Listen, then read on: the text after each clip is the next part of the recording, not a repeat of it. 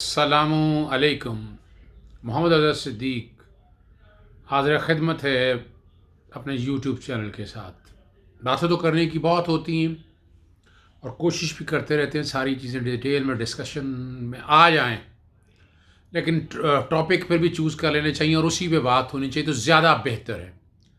आज सबसे अहम इशू है वो G10 के इलाके में जो सुबह 1 जनवरी और 2 जनवरी की बेसिकली 2 जनवरी का वाक़या, आज ही की डेट का सुबह का वाक़या है। जो उसामा, एक बच्चा जो तालिब इल्म है, जो अपनी मेहनत ऑनलाइन टैक्सी चलाकर करता था, G10 के इलाके में एंटी टेररिस्ट स्क्वाड की बेईमाना फायरिंग से, दहशतगर्दी से अपनी जान की बाजी हार गया। और पुलिस का कहना वो रवायती बात है, काले शीशे वाली गाड़ी है, अगर है भी तो काले शीशे वाली गाड़ी तो फिर क्या हो गया है। उसको रोकने का तरीका कार है, उसको चेज़ करने की बात है। और कहा यही गया शुरू में टायरों पर फायरिंग की है, लेकिन गालबन 17 गोलियां हैं जो सारी गाड़ी को लगी हैं। 22 गोलियां 6 उसामा को लगी हैं, बाकी गाड़ी को लगी हैं।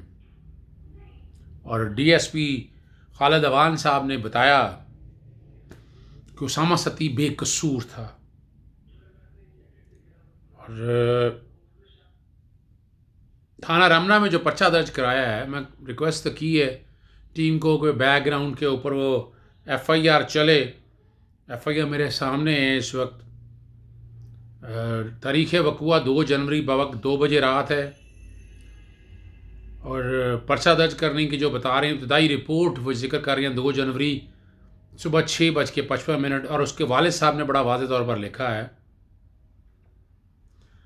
जनाब आला गुजारिश है कि नदीम यूनस वल्द अहमद यूनस सकना मकान नंबर 19 गली 589 579 सेक्टर G32 इस्लामाबाद का रहायशी हूँ।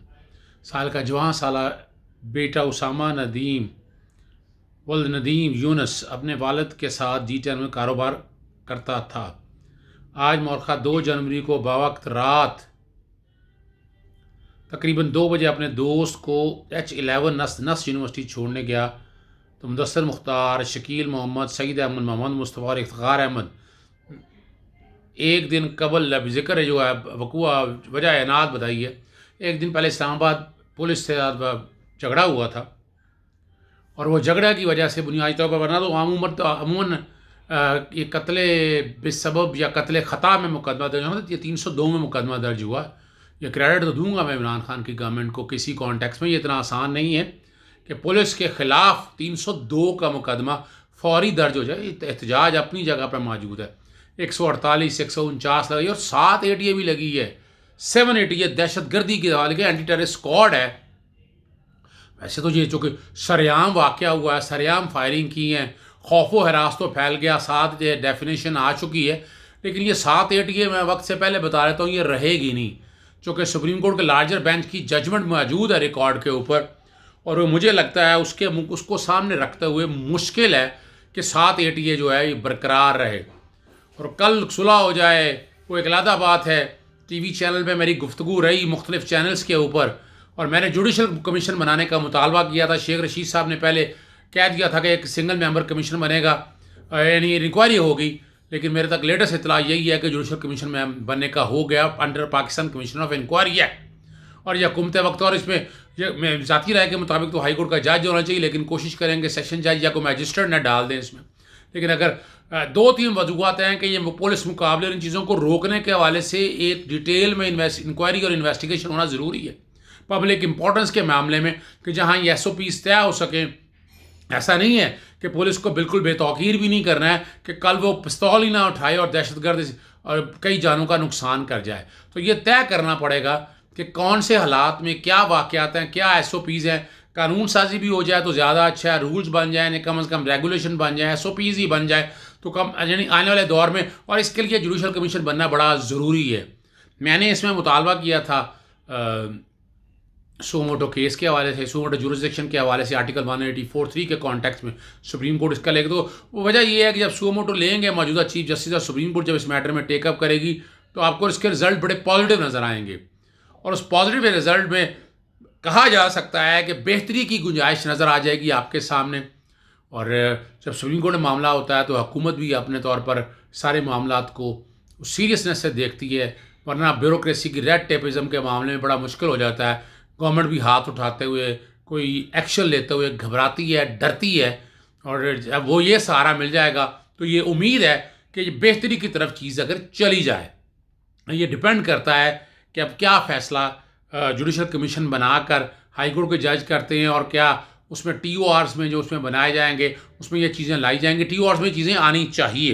दूसरा जो बात जिस पर बात कर रही हैं, शेख रशीद साहब ने जो बात कही थी कि फ़ौज के ख़िलाफ़ बात होगी 72 घंटे में, उसका रद्द अमल जो है ना, मौलाना फजलुर रहमान एज़ यूजुअल मजाक बनाया हुआ है। इन लोगों ने बैठ कर बेवकूफ़ बनाने की बातें करते हैं कि 72 घंटे में आपकी वजारत चली जाएगी। क्या मतलब, हमारे को इजाज़त दे दी जाए कि इदारों के ख़िलाफ़, और जब जो दिल करता है मुफ्ती कफ़ायतुल्लाह को बचाने की कोशिश मत करें। मौलाना फजलुर रहमान साहब, ये ज़्यादती है आपकी तरफ से। आप इस मुल्क के देखें बहुत बड़े, आपकी बहुत इज्जत है, और आपको इदारों की तौक़ीर और ताज़ीम बड़े ध्यान में रखनी चाहिए। आर्टिकल 4 और 5 पर नफाज बड़ा ज़रूरी है। क्यों नफाज नहीं होने दिया जा रहा आपका? और आपको इस मामले में बड़ा सीरियस सोचना चाहिए। ये ज़रूरी है इस समर की कि चीज़ें पॉजिटिव होकर चलें, और आपको कौम से माफ़ी मांगनी चाहिए, और ये बात नहीं कहनी चाहिए, बिल्कुल मुकम्मल दर्ज होने चाहिए। पहले पश्तूनख्वा तहफ़्फ़ुज़ मूवमेंट की तरह जिस तरह की बातें होती रही हैं, पहले जो कैप्टन सफदर ने, ये सारी चीज़ें रिकॉर्ड पे और हमने सीरियसली लिया। और मैं बड़े पिछले 3 सालों से शोर डाल रहा हूँ कि इस मामले को सीरियस लें। ये रुकना है, अदालतों के बारे में भी और हमारे फ़ौज के इदारे के ख़िलाफ़ भी इस तरह की जो बातें हो रही हैं इनको रोकना है। ये राइट टू स्पीक को, आर्टिकल 19 को, सब्जेक्ट टू रीजनेबल रिस्ट्रिक्शन को देखता नहीं है, और जो मर्जी और बकता रहता है। ये रोकना होगा। आर्टिकल 204 भी है अदलिया की तौहीन के बारे में, लेकिन मरीम नवाज साहबा और पाकिस्तान मुस्लिम लीग नून और जो बातें पीपल्स पार्टी फिर भी एहतियात रखती है, लेकिन जिस तरह की ये बातें होती हैं ये रुकनी चाहिए, और ये रुकेंगी तभी जब ये सख्त एक्शन होगा। सख्त एक्शन ज़रूरत की बात है। एक बात तो आखिर में, ख्वाजा आसिफ साहब की एसेट्स की डिटेलें सारी आ चुकी, और मैंने आज एक GNN के TV प्रोग्राम में, आयशा बख्श के प्रोग्राम, बड़ा वाज़ेह तौर पर इस हवाले से कहा, ये नैब का कसूर नहीं है। आप एसेट बियॉन्ड मीन जो हैं, जब आपकी आमदन आपकी औकात से ज़्यादा सांसें रखेंगे, वो मुश्किल काम नहीं है पूरा होना। डाटा डायरेक्ट एविडेंस मौजूद होती है। इसमें उन्होंने बता दिया कि कामा से जो पैसे आए हैं वो किसी सोर्स से नहीं आ सके, आप जस्टिफाई नहीं कर सकें। और जो प्रॉपर्टीज़ आपने बनाई हैं वो 1.5 अरब के करीब, 150 करोड़ के हवाले से बातें बताई जा रही हैं, जो उनके ख़ानदान और इस कॉन्टैक्ट्स में को 48 अकाउंट की जिक्र किया जा रहा है। मुश्तरका अकाउंट भी हैं। 50 करोड़ 70 लाख रुपए जमा हुए हैं, और 800 मिलियन की अदायगी TT की सूरत में आई थी। अब 800 मिलियन की अदायगी TT की सूरत में आई है, तो इसके बाद तो कोई ऐसी बात रह नहीं जाती है। ख्वाजा आसिफ साहब के खिलाफ बड़ा सॉलिड केस है। एसेट बियॉन्ड मीन के हवाले से कोई मुश्किल काम नहीं है, आपकी औकात से ज़्यादा। और ये कोई मुश्किल काम नहीं है। नवाज शरीफ का केस, पनामा केस में, यानी एवनफील्ड केस में, अल अजीज़िया में सज़ाएँ हो चुकी हैं, और 9 सेक्शन बड़ा क्लियर है। सेक्शन 14 अगर नैब को उठाकर देख लें, बड़ी क्लैरिटी है इसमें, और 70% से ज़्यादा कन्विक्शन रेट है नैब का। और हम इस बात को ऐसे मजाक बना देते हैं, हमने एक एजेंडा बनाया हुआ है कि जनाब कोई सबूत नहीं है। भाई किन केसों में अब तक बरी हुए हैं? भाई फर्द जुर्म तो आप आयद नहीं होने देते हैं। और यहाँ भी क्या है, भाई 90 दिन का रिमांड है, 90 दिन के रिमांड में चीज़ें सारी सामने आ जाएंगी, और उसके बाद जब जमानतें हो जाती हैं, जमानतें तो बड़ी डिले होने के बाद होती हैं। अभी शहबाज शरीफ आपके सामने, हमजा शरीफ आपके सामने है, रिकॉर्ड की चीज़ें सारी, इतना आसान काम नहीं है। बस नैब की तरफ से जो कोताही या डिले करने के हवाले से मामला है कि रेफरेंस फाइल करने में देर लगाते हैं, लेकिन दूसरी तरफ जो है ना, फर्द जुर्म भी फौरी आयद नहीं होती। वो फर्द जुर्म भी तो फौरी आयद होनी चाहिए ना, और डे टू डे ट्रायल चलना चाहिए। ऐसे लोगों का, सियासतदानों के हवाले से बात कर रहे हैं, सर बियॉन्ड मीन के हवाले से मैं बात कर रहा हूँ। हमें यहाँ से बिजनेसमैन को बचाना है। बिजनेसमैन के खिलाफ जो इंक्वायरियाँ इस तरह की होती हैं, हमें वो रोकना है, और कोई मुश्किल काम नहीं, ये रोका जा सकता है।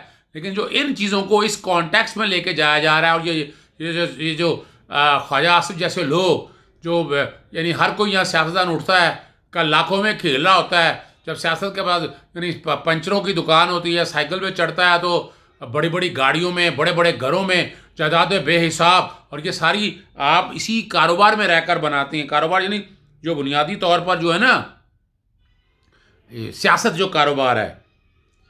2013 में ख्वाजा आसिफ के असासे 12 मिलियन थे, ये शहजाद अकबर साहब ने बताया, जो बाद में 118 मिलियन पर चले गए। तनख्वाहों के बारे में उन्होंने बताया कि कोई दस्तावेज़ नहीं है, 14 करोड़ मिलने का सबूत मांगा गया, सबूत दिखाया नहीं गया। तो ये तो सारी चीज़ें रिकॉर्ड पे हैं और ये बेवकूफ़ बनाना हम मत छोड़ें, इस बात को लाएं।